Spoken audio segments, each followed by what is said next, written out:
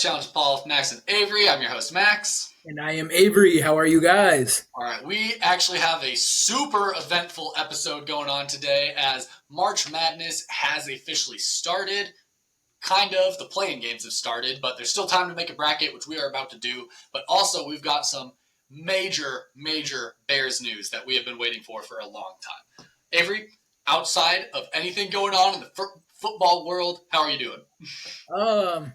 I'm good. Yeah, I'm good outside of the football world. Um, yeah, the football world and my personal world are starting to collide a little bit, which is making my mood very depressing. But I am good, kind of, not really. Yeah. Anyways, how are you? I'm doing good.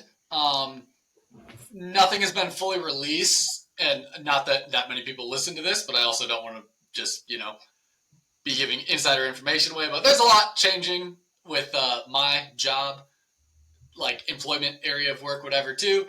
Some very interesting things. This I can't talk about. The head coach at Mount Vernon is leaving. So, good teacher wants to get into coaching like yourself. Come on to Mount Vernon. Work with me. I would. All right. So I love that opportunity, but then I'd have to sell my house in Omaha. I'd have to figure out all these new things. Liz would have to get a new job, new daycare. Uh, Sounds like a lot of work. At least right now. You can work at the University of Iowa. That's the number one employer in Iowa. That's true. So I mean, hey, I'm gonna keep it in the back of my mind. But I also have received a couple of offers for next school year. So won't say where or who, but they're out there, and so I'm excited. I'm really excited. I can see the light at the end of the tunnel. I'm just waiting for you to become a coach anywhere, so I can have like that coaching friend that I could always reach out. Because like I've met a lot of other coaches, I have a lot of other contacts and stuff now, but none of them are quite to the level of just like, oh, let me text this guy. Like it would be a little out of the bluish, I feel, if I did that. So you being in the coaching field would really just be like, oh, let me call this guy. Oh, 100%. Also, completely off topic. Look at this little koozie holder that you get. It's not even a koozie. It's like hard and I rough. have one of those, but I have for a slim can, and I don't really drink a lot of slim cans anymore. This is an advertiser, and this isn't an advertiser, but it's a Yeti. It's a little fancy. Got it on clearance for like $12. Mallory got me one for, I think it was a Valentine's Day gift. Back when I was drinking a lot of seltzers, but I don't drink that many seltzers anymore, so right. I haven't really used it much. Switch it to a Michelob Ultra. Drink some. Gross. Drink some Michelob. Right now, I'm drinking a PBR, which I have not had a PBR in a long time. So, and you never should again. But that being said, we're going to move on to some of the big news we got because I feel like we have so much to talk about in a limited amount of time, so we're going to get things rolling. For anybody that doesn't know, Justin Fields, the decision has been made. Justin Fields got traded to the Steelers for a 6th-round pick, which could be bumped to a 4th-round pick if he plays 51% of the snaps or more. Now, you guys may also remember that we already talked about Russell Wilson being traded to the Steelers. I think we talked about that at least. Mm-hmm. So Justin Fields is going to back up Russell Wilson. That starter backup is already set. Russell Wilson is the defined starter, so it'll just be a matter of if Justin Fields outperforms Russ, or if Russ doesn't perform, I should say, in the first 2-3 games or so. Avery, overarching thoughts on just Fields is traded. Nothing beyond, we're not going deep into it yet, but Fields is traded. Thoughts? Yeah, well, one thing you got to talk about when you're talking about Justin Fields going to the Steelers is Kenny Pickett, the Steelers quarterback, got traded to the Philadelphia Eagles for a 4th-round pick. And that was because he did not react very well to the signing of Russell Wilson. And so Pittsburgh kind of shipped him off, which put Pittsburgh back in play to go get Justin Fields at the end of the day. If you were taking my opinion out of it and you just want my logistics, I think it's a great spot for Justin Fields to land because the one thing the Bears didn't do and didn't do him justice was getting a veteran actual starting quarterback to learn from and to understand. And Russell Wilson, even if he is a shell of himself of Seattle, Russell Wilson, Super Bowl winning quarterback Russell Wilson, he's still going to learn so much from Russ. And he might not even end up sitting the whole year, but he will come out and he's going to learn so much how to be a professional. And I think he's going to be a damn good quarterback for the Pittsburgh Steelers for years to come. Yeah, and the one other thing with that too is there were other teams that had interest in Justin that were making some offers. Like he had some choices of where to go. Ultimately, Justin is the one who chose the Steelers as his, hey, this is kind of where I want to be. And the Bears respected that wish and made the deal with the Steelers as opposed to some of the other teams that were inquiring about him. So at the end of the day, like it's not like they did Justin dirty or anything, cut him loose and blah blah blah. But like they sent him where he ultimately decided to go. It was his decision that if I'm going to another team, this is the one I want, and the Bears respected that and they sent him there. Which, hey, at the end of the day, like, I respect Ryan Poles for doing that aspect. I don't care about the pick. I don't care about the draft capital out of him. I just wanted to see Justin Fields and like see him get the good side of the deal, and he did. He's going where he wants to go. Because I saw a report that the Eagles offered the Bears the same trade before they traded for Kenny Pickett for Justin Fields, a third round pick. And Justin did not want to go to Philadelphia and back up Jalen Hurts because I feel like Justin has it in his mind that, hey, I can beat out Russell Wilson. Like, I can learn from Russell Wilson, but I can beat out Russell Wilson. If he would have went to the Philadelphia Eagles, can I beat out Jalen Hurts? like that's because Jalen's the same age or around the same age as Justin Fields. Like, he'd been a long time backup for the Eagles, and so like I understand that was one of the teams. And I mean, there was like three other ones, and they didn't release the three other ones, but they released that one. And yeah, so Justin Fields is a Pittsburgh Steeler. I ordered a Justin Fields Pittsburgh Steeler jersey the other day. Of course, it's a cheap knockoff version from China, but hey, it's still a Justin Fields Pittsburgh Steeler jersey. Um, yeah. How do you feel about it? You're probably not as emotionally torn as I No, am, but I'm slightly disappointed because I did want to ride with Justin, and I still I don't love the idea of taking Caleb Williams for personality reasons. Although I'm starting to question it a little bit after watching his pro day, hearing some of the things he said. I'm wondering if he's going to mature a little bit in this like upcoming year as he grows up some. But I mean, there's still a chance that we don't take him. I know I'm moving on from the Justin trade like a little bit and kind of getting into the pick, but there's still a chance we don't take Caleb Williams, and we'll talk more about that later. But I was sad to see Justin go. I really did want him to prove himself and be a starting NFL quarterback on like a successful winning team. And the biggest thing I'm upset about though with the trade and everything is I would have thought we would have gotten more out of him. Like a sixth round, maybe a fourth if he plays. That feels like nothing. Like what we were just talking about last episode was Ryan Poles essentially stating that he believes Justin is a starter in the NFL and he is not accepting anything that is not starter worthy trade. But we just did. So I'm a little confused on that. Don't love that, but at the end of the day, Poles has only made good decisions for us so far. He hasn't like done anything atrocious. So minus the Chase Claypool. sure, Yeah, but I mean that's just a up in the that air. wasn't a huge deal. Right. All right. Well, so and it goes back to the 6th round pick. I mean, it goes back to Justin wanted to be a Steeler, and if that's all they were offering, and Ryan Poles wanted to do right by Justin Fields because Ryan Poles, at the end of the day, he was an NFL player.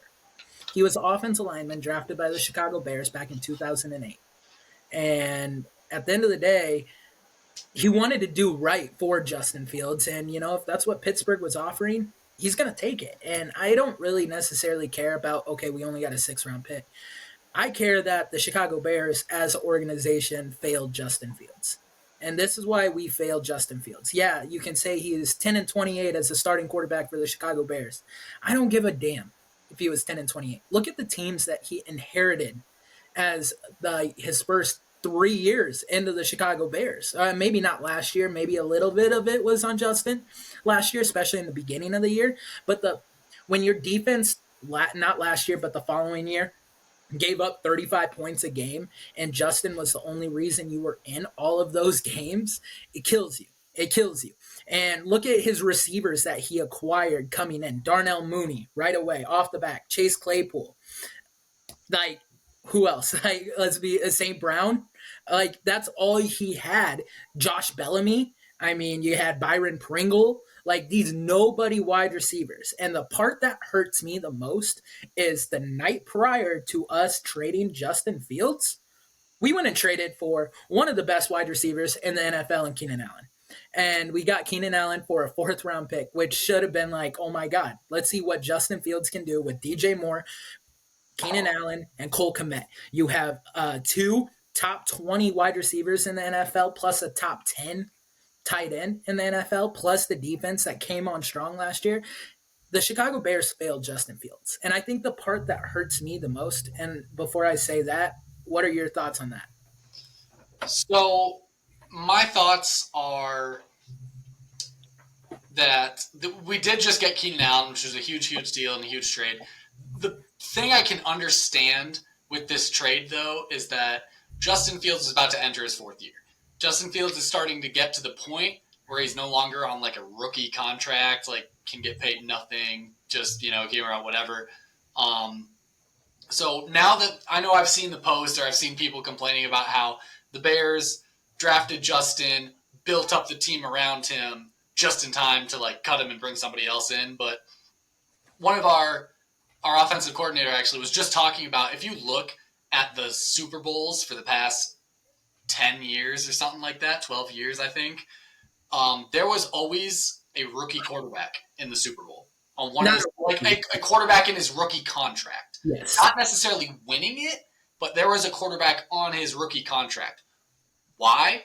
More than likely because they brought in a decent rookie quarterback and could pay the rest of the team around him, Tom Brady style. Why was Tom Brady so wildly successful as long as he was? Well, arguably because he took a bunch of pay cuts because Giselle made all their money, and he paid his players. Like, he paid the receivers, he paid the running backs, he paid the O-line so that he could actually have talent around him, and he didn't have to do it Patrick Mahomes style where everyone around you is kind of just shit and you make do with it and win the Super Bowl anyway. Right. Well, and at the end of the day, he's a Pittsburgh Steeler. But I get that. I get all the logistics and stuff, but it still doesn't affect, like, as a Bears fan, and most of Chicago was behind Justin Fields, and business is business. Isn't that what DJ Moore tweeted out the other day? Business is business. It doesn't affect the fan base because it is so hard for Chicago Bears fans to get behind a quarterback. Like everybody talked about it, it was literally a civil war between Bears fans. Like, do you like Caleb Williams or do you like Justin Fields? And we came on the losing side of it. And it sucks. I mean, it really sucks. And I'm questioning my fandom right now. And I don't know if I'm a Chicago Bears fan still. For the first time in a long time, I was talking to my dad about a week ago whenever it happened. And I was just talking to him like, this hurts more than when like the Bears traded away Matt Forte or Brandon Marshall or Kyle Orton. He was another loved quarterback for the Bears. So I don't know why he was a loved quarterback for the Bears, but he was. And we traded him away for Jay Cutler.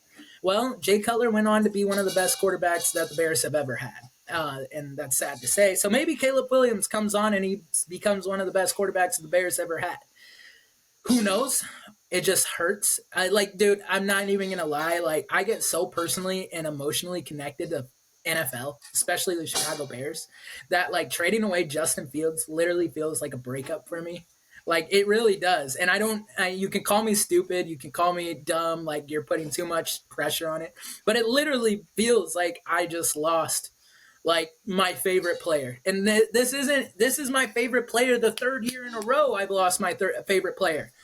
Justin Fields became my favorite player after we traded away Roquan Smith. The year before, who was it that we got rid of? Kyle Fuller or somebody else? Or was that a few years? Khalil Mack. Yeah, Khalil Mack. And the year before that, Kyle Fuller. So the Bears just keep getting away my favorite players. And how can I keep being a fan of the team that gives away my favorite players? A chunk of it comes down to money. Like, you always talk about how we have so much, like, cap space and how we have all this money and everything. But at the end of the day, yeah, we have all this money. And like I've said before, it's great to have it and all, but to actually have it do any good for you, you have to spend it.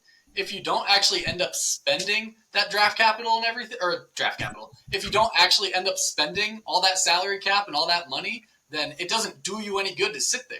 And that's why we've lost players like Rokon and Mac and the others, is we simply don't want to pay them, even though we have the cap space for it. Like, we have the cap, but we don't want to pay them, and that's why we lose those guys. And it sucks.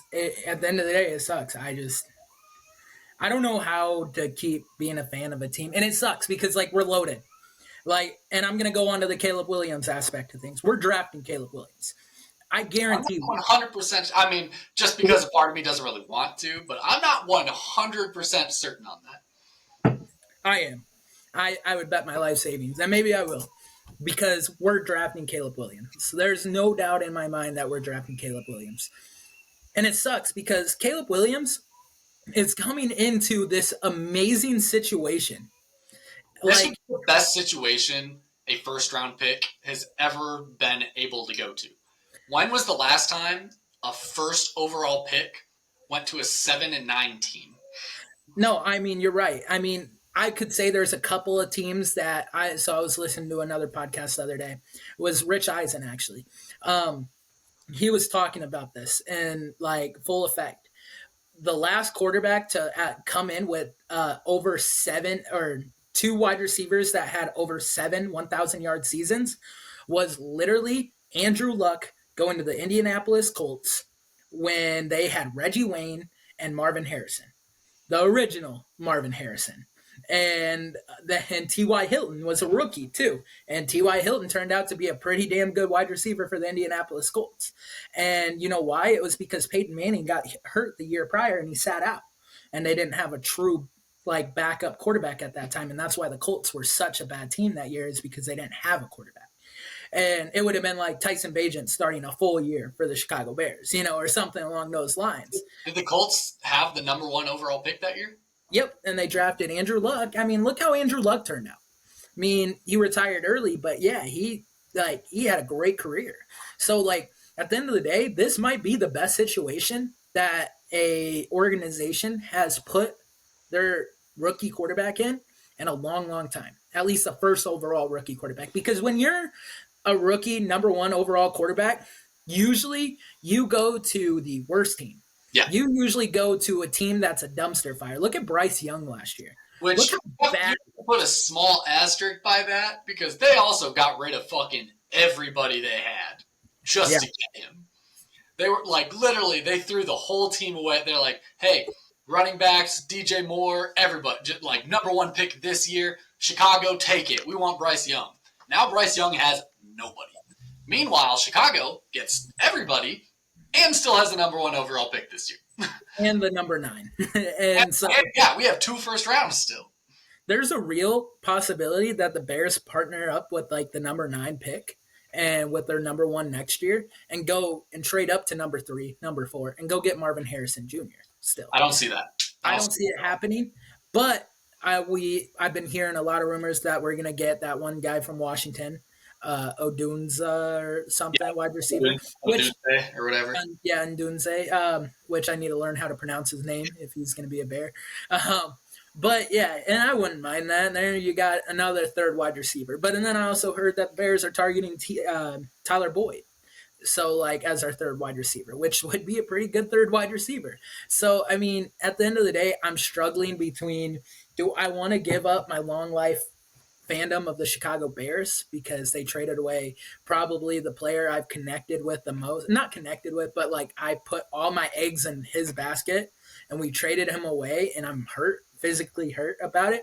But we have this dynamic team and maybe Caleb Williams, because you're right, he does say a lot of the right stuff. He comes out, he is very professional during his interview. He says hello to every single reporter, shakes their hand. That was like him at his pro day. Like, yeah, he was shaking everyone's hand. He was giving hugs, and he goofed around with his teammates a little bit. Like at the end when he was done throwing all the routes and whatever, he was there saying like hi, bye, whatever there, and you could see him goofing around with some of his other teammates and stuff. And it was just a very like his teammates do like him and Yeah. everything. He's a popular guy. Of course, like you're gonna behave with somebody. This was beyond just tolerating someone you don't like, though, because you got to think you would tolerate someone you don't like because everything is being televised right now and you're kind of being judged on the day and whatever. But like, no, they were genuinely kind of messing around, having fun, whatever. I think there's a good potential that he matures a little bit, that he kind of grows up and he knocks off all this, like, fuck Utah, whatever, fingernail shit, and just some of the other things. I think he's going to mature a little as he gets a little older, kind of gets more professional, not just being in college anymore. Like, we watch these guys in college and everything, judging them by such a high rating and whatnot, and I think we forget sometimes that, like, these dudes are in college. Like, do you remember being in college? Yeah. Not really, honestly. A lot of nights I do not remember being in college, but no, I understand where you're coming from. And I think a lot of it is the media portrays. Like the fingernails, that doesn't really bother. Like it bothers me, but it doesn't. Because he also paints his fingernails with like breast cancer awareness. He paints his fingernails for men's mental health. He paints his fingernails for all these causes too that it doesn't bother me. Like that aspect, but the fuck Utah, yeah, that does bother me. But if he painted fuck Packers on his fingernails, I think I would like it. I'm not gonna lie. I think I would like it. I think I wouldn't mind it. I think at the end of the day, there's a double edged sword with it, right? But Utah is USC's biggest rival. And so, I mean, you got to think that's probably why he did it in that aspect. And if he's living up to that tradition for USC, what don't you think he will live up that tradition for the Chicago Bears? I mean, and I'm playing devil's advocate right now, but I'm trying to keep an open mind with everything. Also, a lot of this media stuff that he wants part ownership of the NFL team and stuff like that, it's came from his dad. It I was hasn't. gonna say that all comes from his dad Yeah. and stuff. Is what? Yeah, his dad is like just out there being weird or whatever. It's like, dude, shut the fuck up. This is my Remember? career. You're You, affecting me right now. Like, just stop. you remember LeVar Ball a couple of years ago with Lonzo Ball, LiAngelo Ball, and LaMelo Ball, NBA. Well, his dad was very similar in those aspects. He would come out and say like LeVar is better than Michael Jordan. He was never better than Michael Jordan, but like at the end of the day, it reminds me of that aspect. But once LeVar got into the NBA, it settled down.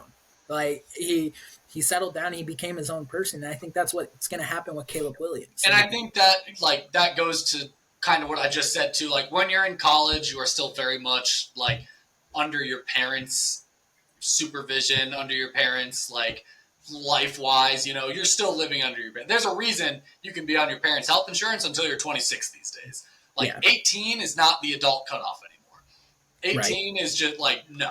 It's 20, 22, 23. See, 22, 23 is kind of the new adult cutoff. It's when you graduate college. It's when you go to actually get your first full-time job, first apartment. You get out from under your parents a little bit. Because all through college, most people still depend on their parents quite a bit. And right. so I think that's why we see that change and why I would expect to see the same happen for Caleb Williams of getting out from under his dad just because, well, now he's going to be an adult. Like Yeah, he's going to live somewhere by himself and have a full-time job, like making plenty of money and all this good stuff that he can kind of have a little more say of his dad being like, hey, you don't control my career or anything. I do. Like, stop saying shit. honestly, and you're right. I mean, I think there are still. I mean, I brought up all these great points for Caleb Williams, right? But at the same time, there are still parts that bother me too. One, he grew up a Packers fan. I don't know why that bothers me, but at the end of the day, like I know George Kittle still talks about the Bears all the time.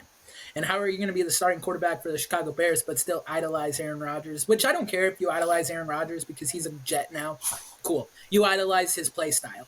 I mean, he let's be honest, Caleb Williams in college plays a lot like Aaron Rodgers. Like, and if we can have that type of quarterback in Chicago, great. Like, that would be amazing to see. But at the end of the day, too, like he talks about the Packers a lot, and also that he just one thing at his pro day, because I watched the highlights of his pro day too, and I watched him coming into the stadium. Keenan Allen was there at the pro day, ready to say hi and greet Caleb Williams. And yeah, they shook hands and gave a bro hug and stuff like that. But Caleb Williams ignored him at first. I don't know if you could tell, he ignored him. You got to go back and watch the video. They definitely made eye contact right at the beginning, and Caleb Williams waved at 12 other people before he even acknowledged Keenan Allen, which is I don't know if I like that. See, they also they knew each other before this. They did. Keenan Allen was in California for a good chunk of his career. In LA. Yeah, and so they've talked already. They know each other. They have talked to each other before this whole pro day stuff, whatever. So once again, playing devil's advocate, that could be the same thing as if I went somewhere with you, or I was meeting you somewhere, some big day on me or some shit, and I would probably say hi and wave to everybody else that's there for me before I got to my friend, you. True. You can wait, dude. I've known you how long now? For sure. And that's fair. I mean, I understand that. You don't got to go up to him right away. It just kind of triggered me, but I didn't see the other side of it right away. I mean, I don't know. I will probably let you know by the NFL draft if I'm fully a Chicago Bears fan still. I don't know. I'm hurt. That'll be the interesting outcome for this podcast then. I just want to say one more thing before we move on to college basketball. I think the reason Chicago fans like Justin Fields and love Justin Fields, and this is kind of my goodbye to Justin Fields at this moment, was because Justin Fields was the most dynamic quarterback to ever put on a Chicago Bears uniform. I'm not saying the most successful, and I'm not saying the best. The most dynamic quarterback to ever put on a Chicago Bears uniform. He could do it all if he was on. And that's the main point. If he was on. Yep. He could throw for 250 yards. He could run for 180. He could do it all if he was on. And I think that's why Chicago Bears fell in love with him, because when we went through such a dark moment as Bears fans, he was the only glimmer of light that we had. And you know who I've heard is very, very similar to Justin Fields in that kind of regard? Jaden Daniels. Jaden Daniels. You know who we still could potentially take?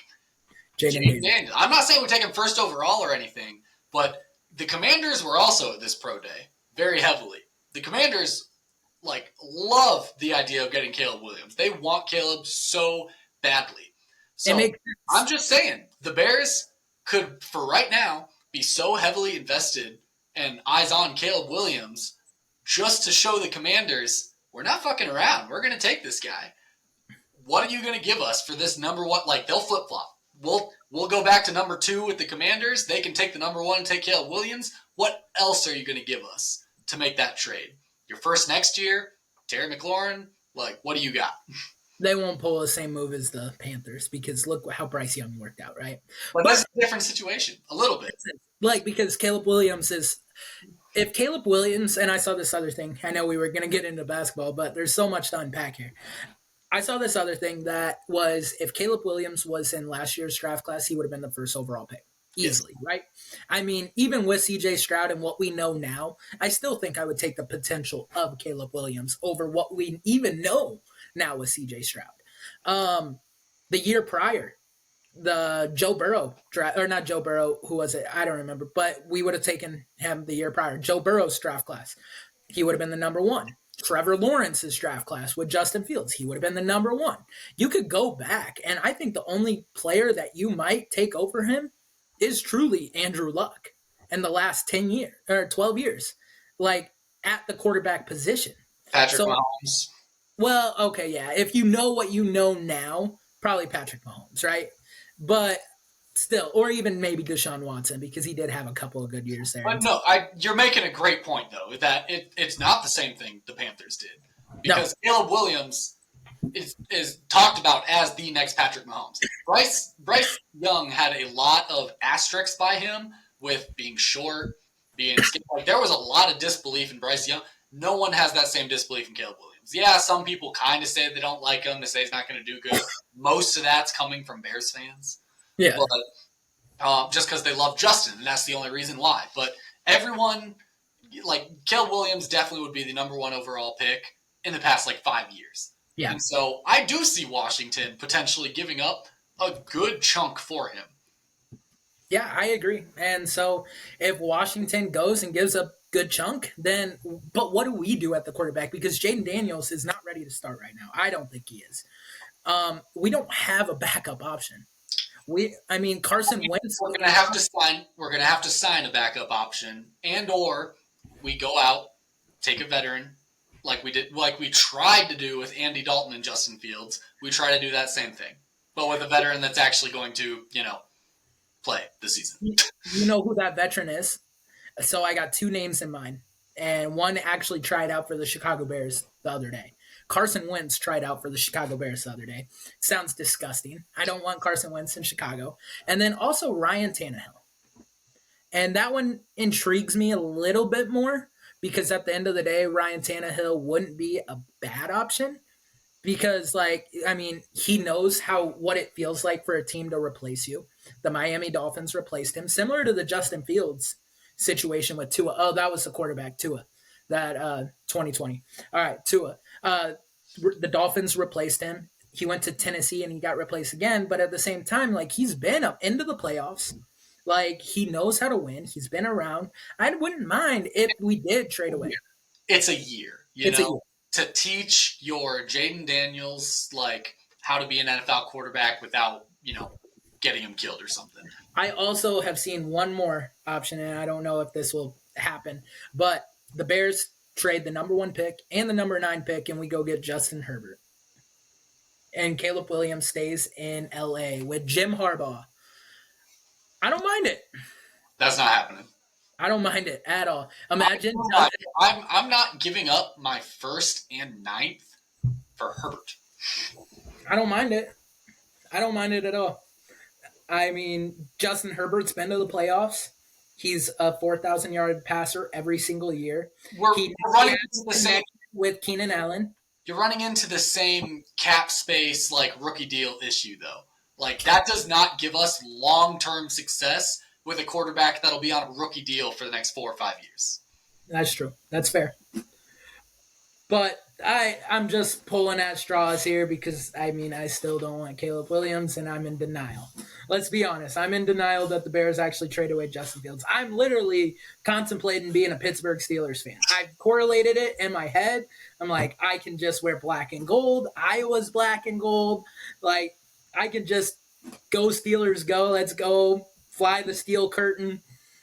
Yeah, let's go Steelers. Well, we will see how things unfold once the draft comes up, but we're about halfway through the episode right now, so we got to get over to this March Madness bracket. Before we do that, obviously Iowa did not make it into the March Madness. They made the NIT. They did play, was it Ohio State first round NIT? No, Kansas State. Kansas State, that's right. Kansas State, they played first round in the NIT. They did pull that one off. I watched most of that game. Nerve-wracking, but they had the lead the entire game. So, that's nice. Samford went off. Yeah, where the fuck was that all season? Hey, the good thing is he's a junior. And I think remember when I said in the beginning of basketball season that I think Samford's going to be the star of the team? I think I was 1 year too early. I think next year Samford is definitely going to be that Chris Murray, Keegan Murray, Luka Garza definition of the star that offense is going to run through Samford. And he showed it in the NIT. And he showed glimpses this year. But I think Samford is that guy, especially going into his senior year. And I think we're going to be back in March Madness next year. There's no doubt in my mind. Okay. But yeah, he popped off. I'm so glad he has one more year. Hopefully he'll play every game next year like he did this first round NIT game. Because, God damn it, that's what we need. But we're also going to lose Tony Perkins, too, this next year. And he is a big part of that Iowa offense that just – I love Tony Perkins. He's a guy. I know. Yeah. And it sucks. Dude, and, how many of these guys are we going to lose to transfer portal to? Yes. Okay. Speaking of that, real quick, going back to football before we do this bracket, Caden Proctor. Fuck him. He committed to Iowa back in high school. Yep. Decommitted to go to Alabama. Entered the transfer portal. Committed to Iowa. decommitted once again. He is going back to Alabama. It's fucked up, dude. It is so fucked up. After the Swarm gave him all that money and I everything. heard, I don't know if this is true or not, just one of the coaches said it. I didn't see this, but I saw, or I heard they said something that he didn't actually take any money.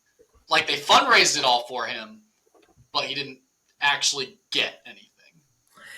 Still, dude, and you know the thing that pisses me off with the NIL and transfer portal with it is that it literally like he's from Iowa. You're from Iowa. You're from Des Moines, dude. Oh, he just pissed off the whole state too. Oh, he's done. He's not going to be welcomed in Iowa ever again. Let's be honest. But yeah, fuck Caden Proctor, and I hate it for basketball reasons too because Frankie Fiddler for the Mavs, he was the star for the Mavs this year, sophomore. Big reason we were one game away from the Summit League championship. He transferred, and now he has a crystal ball that he might be going to the University of Iowa, which kind of works out because Frankie Fiddler is a beast, and you know I wouldn't mind him at Iowa. That I can respect because you're going from a 1AA school to, Well, it's a mid-major, like in yeah, college basketball, but still, yeah, you're going to. you're going from. I tried not to use FCS and FBS because that specifically is football college subdivision, and I didn't want to do that. But yes, you're going from that kind of mid-major, like non-power five, to like a power five. Which, That's a jump I can get behind. Like that's okay. You're moving up in the world. Good for you. yeah, it just sucks being a Mavs fan. I mean, because like we're not going to be there next year after like we had all this like success this year. But Iowa might be better if he I actually mean, could get hey, to Iowa. that's the world we're living in now. But last thing with this, the NIL, this is what needs to be changed with the whole Caden Proctor bounce back and forth type of thing. Like, this is going to lead to contracts. This is going to lead to, like, you do not see a single penny or, like, until you've been there a semester or played a season or whatever, or you're going to actually, like, when you commit, you're going to have to sign a contract that's like, I'm committing to this school for this much money. Yeah, And like that's gonna be that. Like you don't, like I'm coming here. Sweet, you can get this money. All right, I'm gonna go there. Like, nah. You're gonna fucking sign. You're gonna be there for a year, even if it's just a year thing. I'm not saying you can sign like a 4 year, like this is where you will graduate thing. But it's gotta be like a hey, this season you're playing here. Sign right here. And you are not released until, December or spring semester. right. That's what it's going to ultimately have to lead to. It's going to have some sort of controls and stuff over it. Right. Which, hey, I mean, at the end of the day, though, that might not work. That might not be too bad, honestly. But it also could affect a lot of things in college. It essentially is turning college football just into like the minor Yep. league. Yep. And that's what we talked about when NIL first came. Like, let's be honest, that's what we said it would come to. So everybody is a fortune teller because that's what's happening right now. All right, let's do March Madness. Let's get this bracket done. So we're going to go ahead and jump straight in. Round of 64. Let's start getting some picks in. This is the bracket that Avery and I are going to create. I've already made one individually myself for what I think is going to happen. I think you would like my overall winner. I'll let you know. But first we got UConn and Stetson. Taking Stetson, right? Obviously. 100% Stetson. No, definitely UConn. UConn won the championship last year. They're back with a vengeance. I like Dan Hurley, the head coach at UConn. I think UConn wins this easily.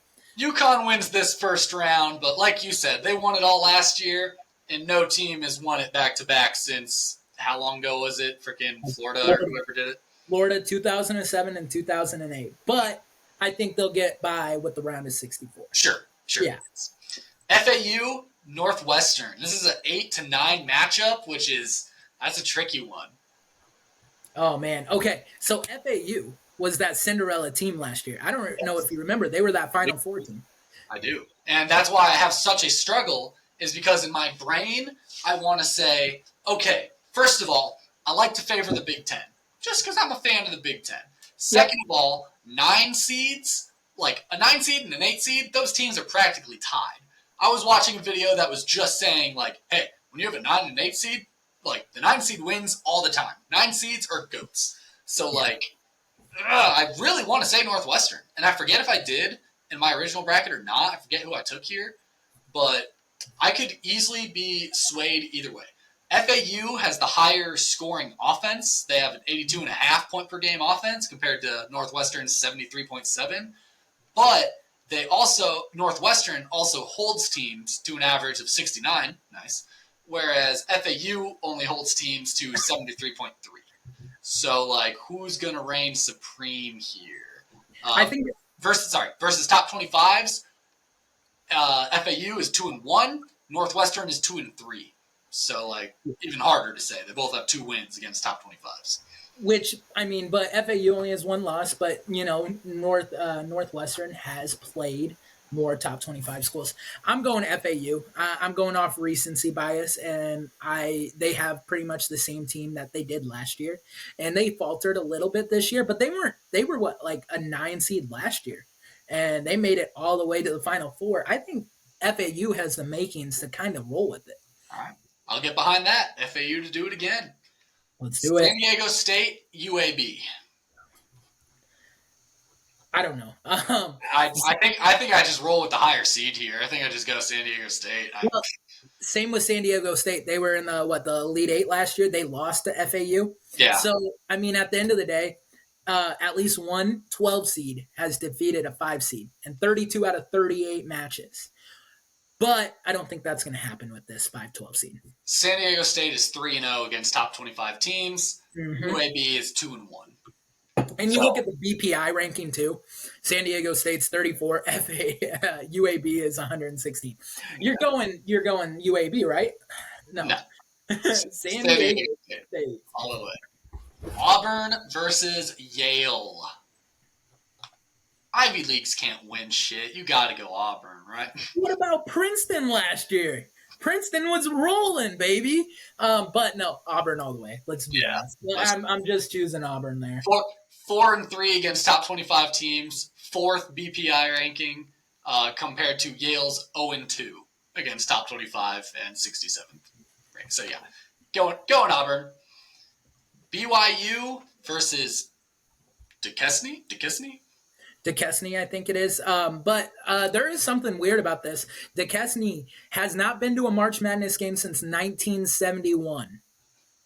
Damn. Interesting.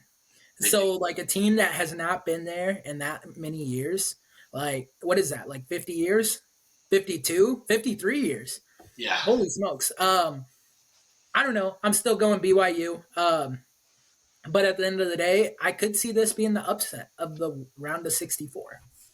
I can see it, but yeah, I think BYU is the right move here. 81.8 points a game. Pretty fucking good. Yeah, really good. All right, going back to the Big Ten here. Number 3, Illinois versus Morehead State. Illinois. Actually, I don't know. I'm picking Morehead State. I can see that. I picked Illinois just because I have watched very, very little college basketball this year. And like I said, Big Ten bias I always go with. Illinois is 1-4 against top 25 teams. Morehead State is 0-2, but like Illinois is 1-4. Yeah, and they don't have any mutual. Oh, they do. They both played Purdue this year, and Illinois lost 83-78, and then lost 77-71. Morehead State lost 87-57, and they also lost to Penn State 74-71. And Illinois, I don't know what they lost or beat Penn State by. All right, I'm going Illinois. I'm changing my tune there. After I saw 87-51, I'm changing it. Illinois all the way. Purdue beat Illinois by 5 points. Yeah. Purdue beat Morehead State by 30 points. I'm going Illinois. Like that's tough. That's a tough L. All right. Drake versus Washington State. This is my first upset pick of the draft. I got Drake rolling this all the way. Me too. I like Drake. Just look at the points per game. 80.5 points per game. Yeah, they haven't played a top 25 school. But in the BPI rankings, they're not that far off. Washington State's 42nd. Drake's 49. Washington State is a Pac-12 school. They're a Power Five, and Drake's a little Missouri Valley Conference mid major. So like, and also Drake has won a tournament game last year, or they came really close against Miami, and Miami went to the Final Four last year. So I'm calling Drake with the upset. Drake's just got a really great team, and I think they're pulling it off. I think Drake pulls this off. They're so close in the rankings, and yeah, you can't really compare the rankings because they haven't played a top 25 team. So, like, who knows what they do? I bet you they'd beat a good chunk of them. Washington State may be 2-0, but what two wins of top that was against Arizona, actually. They beat Arizona twice. So, same team, 2 times. Granted, it's Arizona, who's pretty fucking good. But, like, I don't know. Those seem like flukes. You got to go Drake here. Yeah, I'm going Drake. I like Drake. Iowa State versus South Dakota State. South Dakota State, Summit League champs right there, baby. Iowa State is rolling this year. Oh man, yeah. I'm just messing with you. Like I'm picking Iowa State. But yeah, this isn't gonna be a contest, I don't think. I think this one's gonna be an 80-60 type game. Iowa State is 6-5 against top 25 teams. Not great, but like pretty good. Yeah. All right. Going down to the West region here, baby. We got number 1, North Carolina versus number 16, Wagner. Let's go, Wagner. It's gonna be UNC.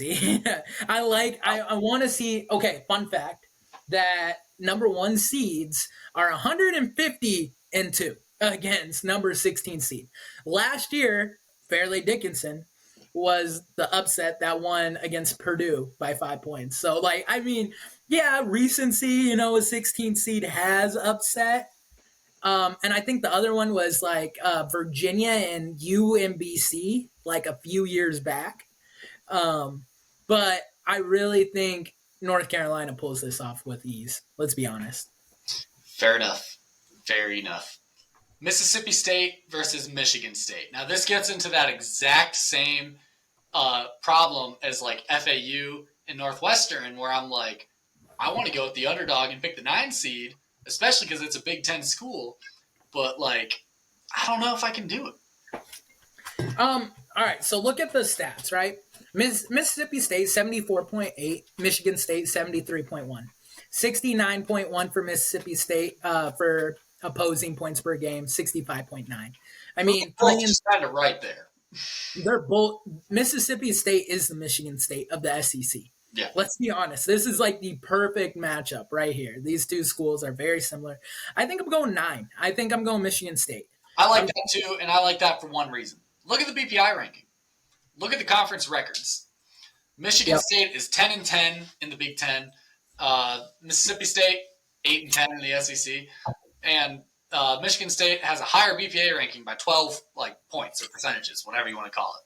So yeah, I do like Michigan State here. Also, notorious basketball school. Always, come on, you got to give it to them a little bit just on that. Oh, 100%. All right, number 5 St. Mary's versus number 12 Grand Canyon.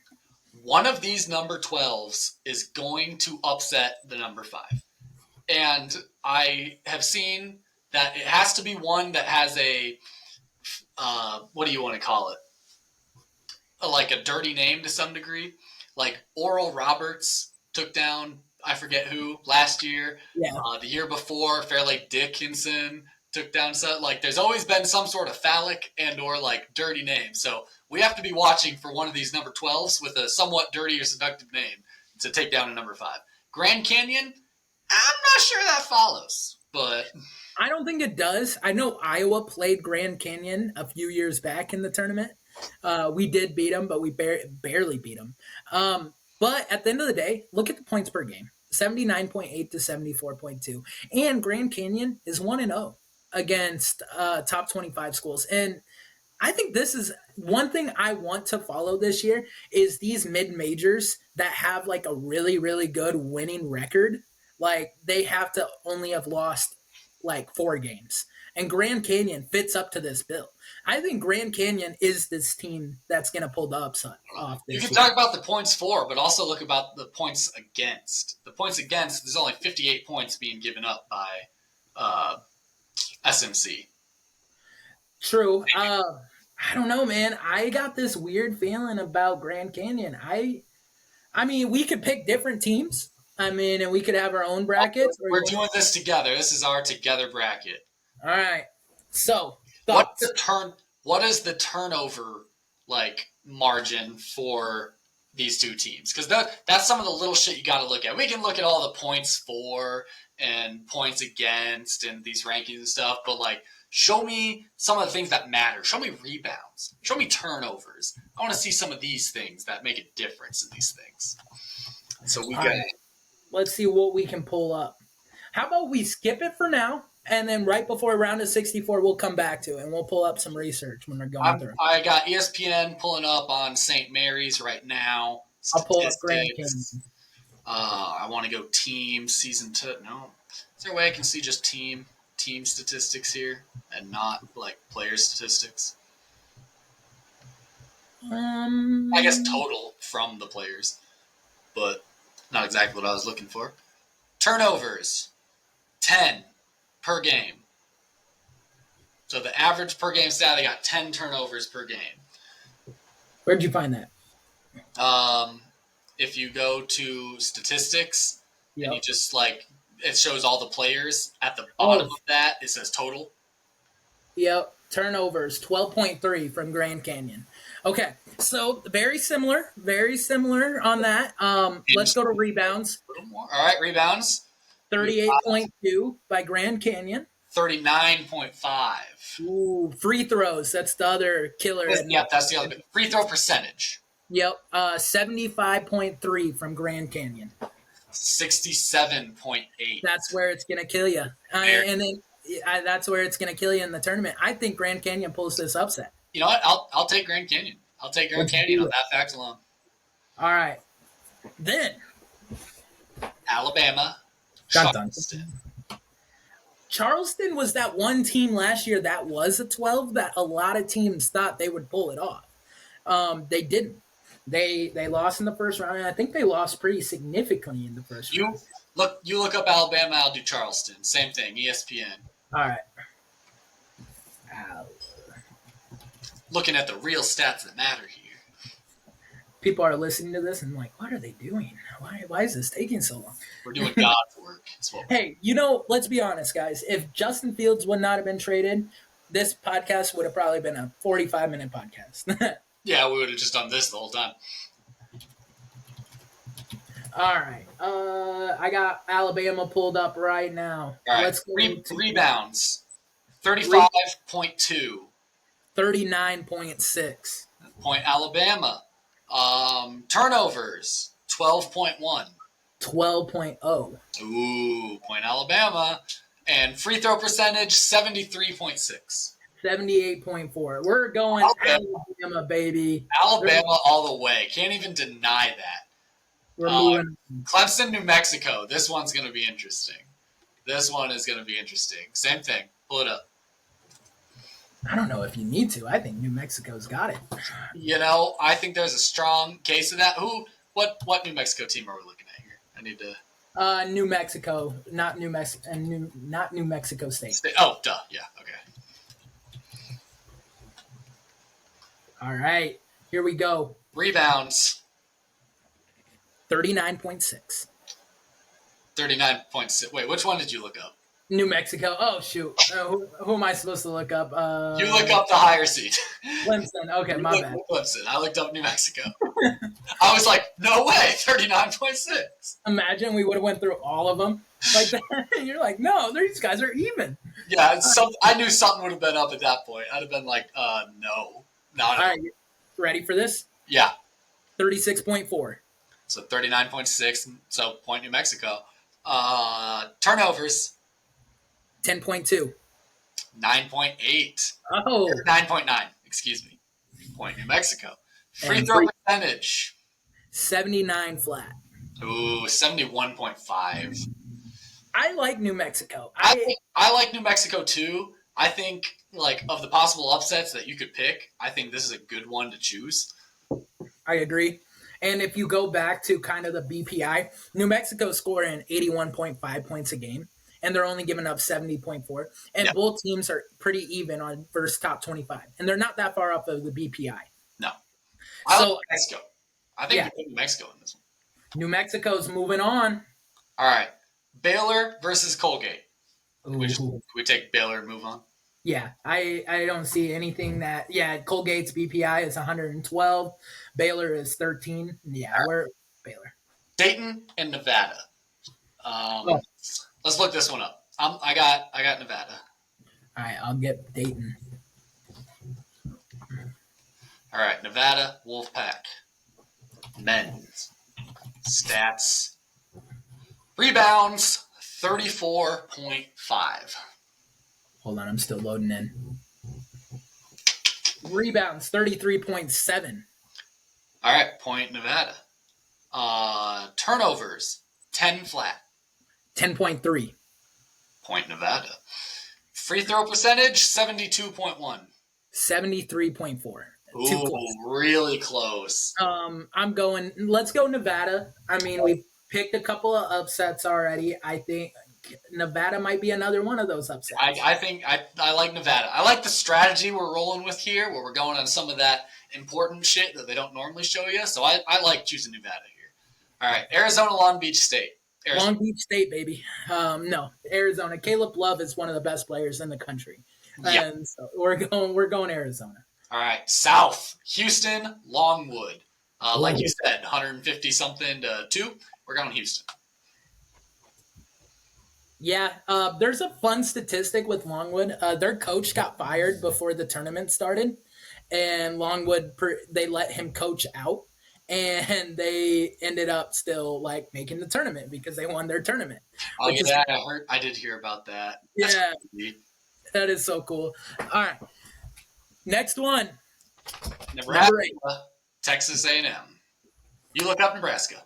Okay, so before I do, this has some big implications. Did you hear about Trev Alberts? I did. The AD at Nebraska left Nebraska this week when both the men's and women's in the tournament both play Texas A&M. And where did you go to?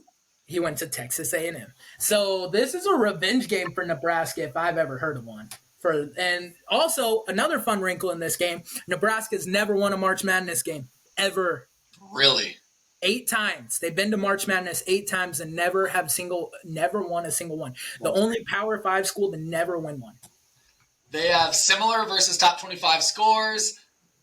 Texas A&M is 36 in the BPI. Nebraska is 37, so they are nearly identical there. Nebraska does have better points for and opponent points. And now let's look at the shit that matters. So rebounds 42.7. You looked up Texas A&M, right? Yep, I'm doing the underseeds or the All lower right. seeds. Also, However you want I'm to say it. looking this up. I think Nebraska pulls this off. I do too, but I want to look at this. All right, rebounds 37.8. Point Nebraska, or no, point Texas A&M. Ooh, okay. All right, turnovers 9.6. 11.1. Point Texas A&M. Free throw percentage 70.9. 77.8. Okay, point Nebraska. Yeah. I do like Nebraska for this, so like I will take Nebraska despite our first couple of things being for Texas A&M. Give me Nebraska to win this one. Yep, I agree. All right, here we go. Wisconsin versus James Madison. Taking Wisconsin outright? No, James Madison. If you look at their points per game, I'm going with that formula, right? Yeah. James Madison has 31-3 record this year. Wisconsin's 22-13. Also, look up Wisconsin while you're talking. All right. Also, the BPI, I think. Hold on, I'll just look up Wisconsin. Yeah, I can talk about that while you do that. So they do have more points for and less points against. Points against, they're virtually tied at 69. James Madison does have slightly less points against, and points for, they're almost 10 points over Wisconsin. And the BPIs are not horribly off, but rebounds for James Madison, 84.4. Nope, that's 80. points. That's points. That's points. Jesus Christ. It highlights points automatically, so that's just like the first thing my mind went to. All right. 38.8. I got 33.9. Point James Point Madison. James Madison. Turnovers 10.8. 9.7. Points James Madison. No. Point Wisconsin. Oh, yeah. Point Wisconsin. Free throws 70.9. 72.2. Point Wisconsin. I like Close. James. It's very close. It is very close. I'll allow it. I like throwing in some good upsets and going against the grain a little bit of fuck this seeding. It's March Madness, so I'll take James Madison. I think things are pointing in the right direction for me. All right. Duke versus Vermont. Duke. I like Duke. Yeah, it's Duke.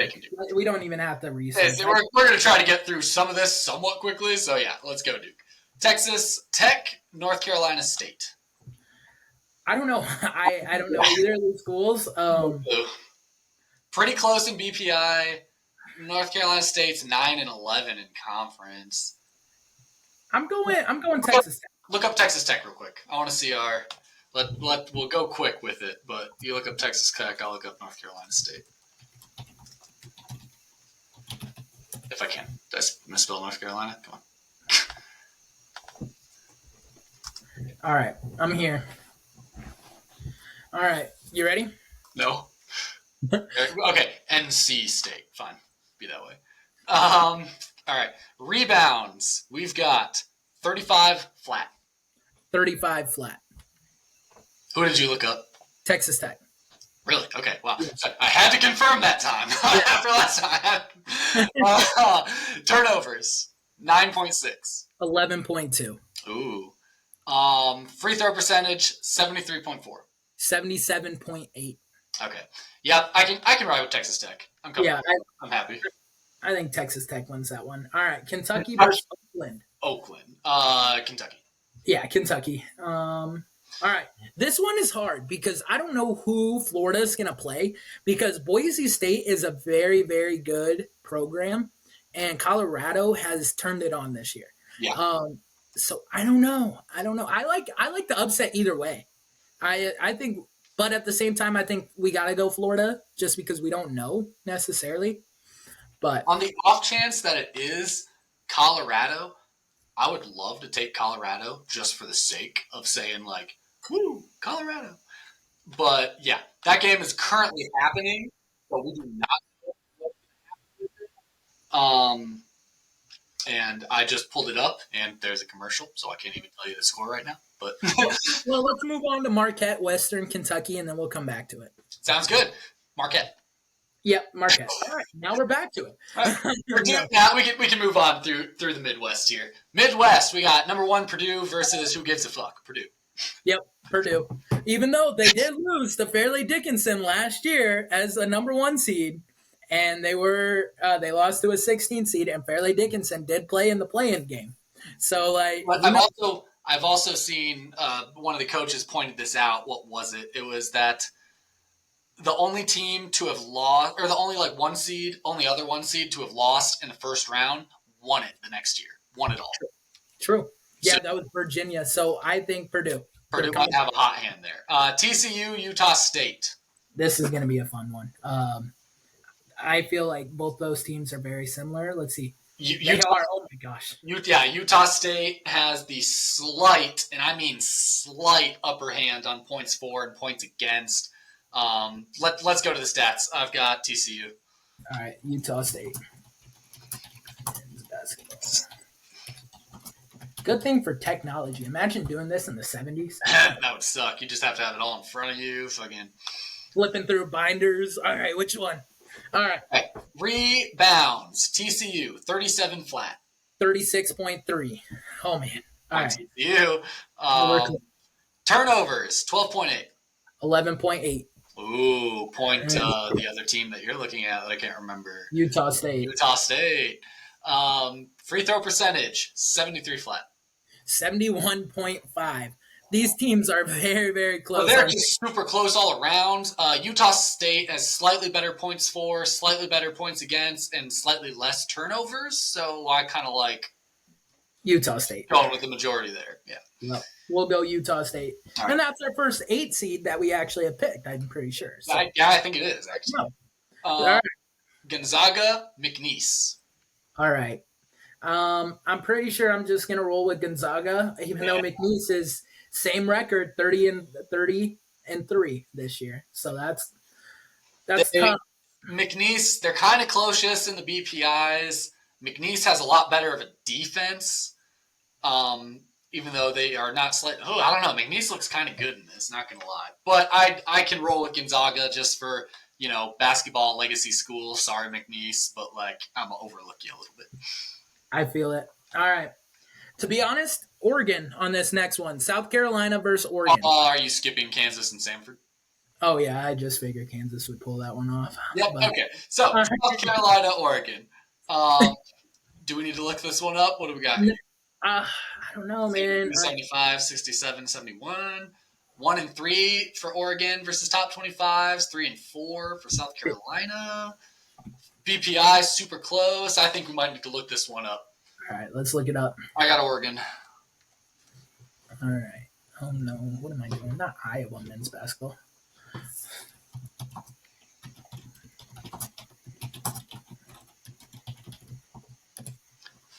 Are you keeping ESPN open and just typing in the team? Yeah. Okay. So that's what I'm doing. I was like, that's the quick way to do it. All right. Rebounds, 34.2. 35.9. Ooh, point. South Carolina. South Carolina. Turnovers, 10.2. 10.1. Point South Carolina, technically. Free throw, 71.5. 71.4. Ooh, just okay. I'd be pretty good either way. I think South Carolina. South Carolina. We'll roll with it. They've got everything kind of leaning their way a little bit, so I like them. This next one, I don't really think we got to talk about it. Creighton versus Akron. I'm picking Creighton. Creighton. All right. Moving on. Versus Colorado State, who already won that play-in game matchup against whoever the fuck they played. I forget now. This is close. Oh, man. All right. We might have to look this one up because we got Texas, 76.5. I got Colorado State. All right. If I could spell Colorado right. There we go. Yet another team that I will be supporting in this. I got 4 teams that I'm really looking at and going, yeah, you go, guys. Because it's Iowa State and Drake, the 2 Iowa schools. And then you got maybe Colorado and Colorado State. I'm low-key kind of cheering for Nebraska for a weird reason. I mean, I can see that. Yeah. And I'm cheering for Creighton, of course. Obviously. But, all right. So, 32.9. 34.6. Point other team. Texas. Point Texas. Turnovers, 10.1. 11.4. Ooh, point Colorado State. Free throw percentage, 75.4. 75.7. That's too close. I don't know. I'm going with your. Unfortunately, I think we have to roll with Texas. Yeah. I did watch their play-in game, and they did win it. I think they won it fairly handily, actually. I don't know. I think Texas probably takes this. I'm going to roll with the upper seed. I agree. Tennessee, St. Peter's. We allowed to just St. Peter's was upset city a couple of years back. I don't know. It was. I can't remember what the seed was with the whole phallic thing I was talking about. What was Oral Roberts last year? Were they a 12th seed? Or were they 15? They were a 13. Okay, so it was a 13 versus that. So that doesn't apply here. St. Peter's is a 15 seed. I also know that Tennessee got blown out in their SEC championship game. Did they? Hold on. Well, look at the BPI, and it's no question. All right. It's just pulling up football. I don't care. We could go Tennessee if you want. Yeah, let's go Tennessee. Tennessee is 7th in the BPI ranking. St. Peter's is 198th. All right. I think we got to roll with Florida here. I went back up to the South, the one that we skipped. Yep. I think we got to roll with Florida. Okay. Where is that? I'm looking. I'm scrolling. Here it is. Oh, yeah. It's 4-4 right now in this Colorado and Boise State game because it just started. But, yeah, I can roll with Florida. That's fine. I'll take it. UConn versus FAU. Ooh. What do you got? UConn? We just rolling it through? I don't know. I mean, I'm looking at the BPI, and yeah, it's a big change, but you always see a one seed go out in the round of 32. And could it be UConn? They did win it last year, so they don't have as much to fight for. Yeah, And FAU has the points per game. They were there in the Final Four last year. They're 2-1 against top 25 schools. I think FAU might pull this one off. FAU has 38.1 rebounds. All right, sorry, I should have been looking that up when I was talking. UConn. I like UConn. I think I pushed UConn through on my bracket just because, like, UConn, 1 seed. I don't know. All right, But, UConn has 38.5. so, point UConn. Turnover, 11.1. 9.9. Point UConn. Free throw percentage, 71.8. 74.2. All right. I don't think FAU takes this one from UConn. Okay. Yeah. Hey, to each their own. I think I'm gonna go with UConn too. I mean, We're doing this together. Yeah, UConn. Yeah. It's like we're doing this together. We have to take the same thing. This is our bracket. Auburn versus San Diego State. Ooh. I think I'm going Auburn. BPI 4, but they're 4-3 against top 25 schools. Versus And Do San we need? Diego State's 3-0. I'll look up Auburn. Okay, I got San Diego State. Oh. Auburn is the team that blew out Tennessee. Oh yeah, in the championship. Yep. Nice. All right. All right. Rebounds, 38.1. 37.9. Point San Diego State. Turnovers, 11.1. 10.6. Point Auburn. Point Auburn. And free throw percentage, 73.3. 71.7. Ooh, point San Diego State. I'm going San Diego State. They're going to pull off the upset. I'll take San Diego State. Illinois versus BYU. All right. BYU upset Illinois in this one? I don't know. Mountain West has some good schools. They do. I'm only saying that because we damn near took Illinois out in the round before this. Like, we almost said, nah, fuck Illinois. So I feel like if we're going to think that hard about them being upset in the round of 64, it's almost automatic in the round of 32. Let's do it. Let's BYU. BYU. Drake versus Iowa State. The two Iowa schools going head-to-head right off the bat. In-state matchup. I love it. I took Iowa State in mine. I'm taking Drake. You like Drake? We have to agree, remember. We're doing all the bracket. I know. Let's look up the stats. I'll do Iowa State. You look up Drake. All right, I got Drake. All right. Drake, for rebounds, is 34.4. Iowa State, 33.9. Point Drake. Turnovers, 9.6. 10.7. Ooh. Free throw percentage, 76. 69.7. Yikes. Drake might have this one. And I think they want to show, hey, we're the best Iowa school. Be like, we may not be big, but we may be mid-major, whatever, but we're going to roll this. Yeah, I like Drake. All right, let's do it. North Carolina versus Michigan State. North Carolina here, right? Yeah, I think so. Yeah. You got it. Yeah. Grand Canyon versus Alabama. We taking Alabama? Yep. Baylor versus New Mexico. This one we might have to look up. They're very similar on all their statistics. New Mexico has slightly better points for and points against. I'll look up New Mexico. Baylor. All right. New Mexico, for rebounds, has 39.5. Baylor has 35.3. Point New Mexico. Turnovers, 9.9. 12.1. Free throw percentage, 71.5. 73.6. Okay. I do kind of like New Mexico. Most of the all but free throw percentage are pointing toward New Mexico right now. Yeah, I think we got to roll with it. And then this next one, Arizona versus Nevada. Arizona. Yeah. Arizona. I don't even think we got to really look at Houston versus Nebraska. Ooh. Houston. I don't know. I think Nebraska gets by with one. I don't know they can do it a second time. All right, let's roll Houston. We got Houston. Roll with Houston. James Madison versus Duke. I think Duke loses. Yeah, Um, yeah. I Yeah. yeah. Well, I'll look up Duke. You look up James Madison. All We'll right, roll from. looking up James Madison. I like this little system. I know. This, What if this is like the deal breaker and this is like like the we way to do it. This is, because they always talk about how important things like turnovers and free throw percentage are, like when you get down in the nitty gritty of it. James hmm Madison, rebounds, 38.8. Duke 36.5, Point James Madison. Turnovers, 10.8. 9.7 point Duke, Point Duke. Free throw percentage, 70.8. 72.1. All right, Duke won that battle there.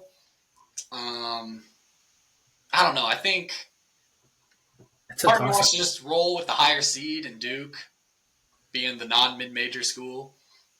I just see how fast James Matt they score with We'll go with James Madison. I'll do it. Fuck it. all right, What we'll roll. happens? All right, we'll roll Texas it. Tech versus Kentucky. Ooh, let's go Kentucky. Yeah, I'm with that. Florida versus Marquette. Taking Marquette, right? Yeah, Purdue versus Utah State. Purdue. I think this is where Purdue. Well, I like where you're coming from with Purdue winning it all, or like the one seed that lost, they won it all. I don't know if Purdue will win it all, but I could see Purdue winning this. They win this one, I think. I don't think they fall off quite yet. Gonzaga versus Kansas. I think it's Gonzaga. Kansas is such a better record against top 25s. They do. They've played a lot more games, but still, I don't know. BPI is very close. BPI is very close. You look up Kansas, I look up Gonzaga. Yeah, All right, let's see here. We got rebounds for Gonzaga, 38.9. Kansas 35.8, Point Gonzaga. Turnovers, 9.8. 11.6. Gonzaga Free throws, 72.1. 72.7. Only ever so slightly higher. I'll take Gonzaga. Let's go Gonzaga. Okay. Moving South on. Carolina versus Creighton. I want to push Creighton through. I'm gonna push Creighton through. I like Creighton. Creighton it They is. scored a lot. All right. Texas versus Tennessee. Tennessee. Texas. Look at no Tennessee. Like six, yeah, top 25 team. Top 25 teams. They have better points for and better points against. Yeah, I like Tennessee. All right. UConn versus San Diego State. UConn? We rolling? Yeah, I think we go UConn. BYU versus Drake. Drake How crazy in the Sweet 16 that would be. Drake did not make it this far in mine. I had Iowa State getting out of that one, and I think I had Iowa State moving on from here even. They're super close in everything. I mean, except for BPI. Wow, they're really close. I think we got to look this one up. Okay, I'll go Drake. I'll go BYU.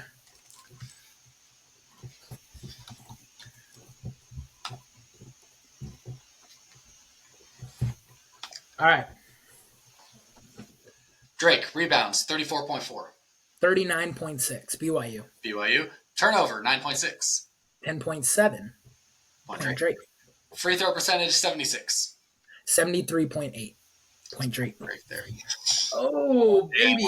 Oh, what do we think? I could go either way. What do you Do we go Iowa school and just be homers? Let's just be homers. Iowa school, Drake pushing through. That'll be fine because in my bracket, I had Iowa State pushing through still. So I like it. North Carolina, Alabama. North Carolina? They're very close. I mean, at everything. Actually, Alabama has the higher BPI than North Carolina. By 1 point. By 1 point. Look at the versus top 25s. That's true. Oh, that's true. But 90 points a game in the SEC? Are you kidding me? I don't know. If you look at the points that UNC scores that Alabama gives up, it's almost the same at 81. If you look up how many Alabama scores versus how many UNC gives up, 90 and 70, and you average that, it's 80. So the final score would theoretically be 81 to 80 with UNC winning. All right, we'll roll it. UNC. All right. I think Arizona wins. Arizona pulls it off against New Mexico. I think Houston. One second, I want to look. Ooh, I don't know. I feel like Houston probably stops James Madison. Just I'm basing bias a little bit off of seeding, but like I think We'll, Houston stops James Madison. we'll roll with Houston. That's fine. All right. Kentucky versus Marquette. I like Marquette. Just Why do you? going off of my bracket that I had made, Marquette was in my Final Four, I believe. Okay. I like Kentucky just because they're 5-2 versus top 25 schools, They and are Marquette. 5-2. All right, Um, we are all Kentucky. all right. Oral Kentucky. Gonzaga versus Purdue. I, to be honest, I think this is where Purdue loses for me.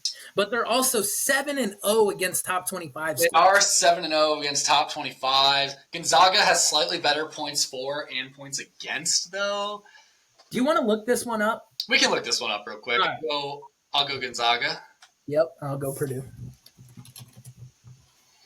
Gonzaga Bulldogs. NCAA. All right, here we go. Rebounds. We have got 38.9. I got 40.4. Purdue. Turnovers, 9.8. 11.5. Point Gonzaga. And free throw percentage, 72.1. 72 flat. Point Gonzaga. I'll go with Gonzaga because I think I also had Purdue being upset. I think I made them go to the Elite Eight. I don't fully remember, but I did have them losing. Yeah, I did have them losing the very next game to Creighton, which I pushed past Tennessee. Which we have Texas, don't we? Oh, no, we have Oh, we have Tennessee. Tennessee. Yeah, let's go Creighton. Go Creighton. All right, UConn versus Drake. I think this might be where Drake falls. Cinderella story ends. I think so, unfortunately. But hey, that would be impressive if they went to the Elite Eight. If they made it, I mean, shit, making it to the Sweet making it to the Elite Eight, like that's awesome. Arizona versus North Carolina. I like Arizona. Me too. I like that. Houston versus Kentucky. I can go either way on this, really. Yeah, I'm either way. What do you want? Let's go Kentucky. All right, Kentucky it is. Purdue versus Creighton, the exact matchup I had in my bracket, and I will tell you exactly what I did. I thought we went Gonzaga. Oh, we did. Why do I have Purdue? 1 sec. Sorry. I clicked on Purdue. All right, Gonzaga versus Creighton. I'm going to do the same shit, though, because you'll find out in a minute. Creighton. Yeah, I agree. All right, we're in our Final Four. Oh, UConn, Arizona. Arizona. Ooh, upset city, huh? UConn just won it. They can't win it all again. Arizona is one of those teams that has been just talked about winning it this whole time. I like Arizona. Let's roll with it. Arizona it is. Arizona. All right, Kentucky, Creighton. 3 seed matchups. Creighton. So there's a funny statistic, right? And I'm going to name this out real quick. There's no school that has ever won March Madness past Omaha, Nebraska. Really? West of Omaha, Nebraska, yeah. So, like, if you draw a line right down the United States, no school has ever won at West. Now, does that include Creighton or not? Because Creighton is in Omaha, Nebraska, so... And that's where it's hard, right? Because I'm going Creighton. I'm being Creighton. Final matchup. Arizona versus Creighton. Are you ready for my big reveal? Yep. I had Creighton winning it all. Oh, baby. Okay. And that goes right along with the statistics that I just brought up because Arizona's west of that. Creighton could be that little border school that, hey, we're still east of this line. I don't hate the idea of Arizona winning it all because that is another team that I have, like, all the Ken Palm stats and all the talks and whatnot. Like, that's what I base this off of, is I watched one video on the Ken Palm, like, offensive and defensive efficiency, and it was breaking it down, and it was like, here are the 3 teams that could win it all. And it was like Purdue, Creighton, and Arizona, I think. And I was like, nope, not Purdue because they choke every fucking time. So I took that out.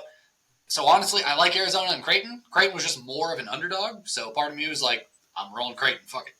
Let's, we got to do it justice. You look up Creighton. I look up Arizona. We'll roll with it and see what we'll see who wins this battle. 3 points, 2 to win it.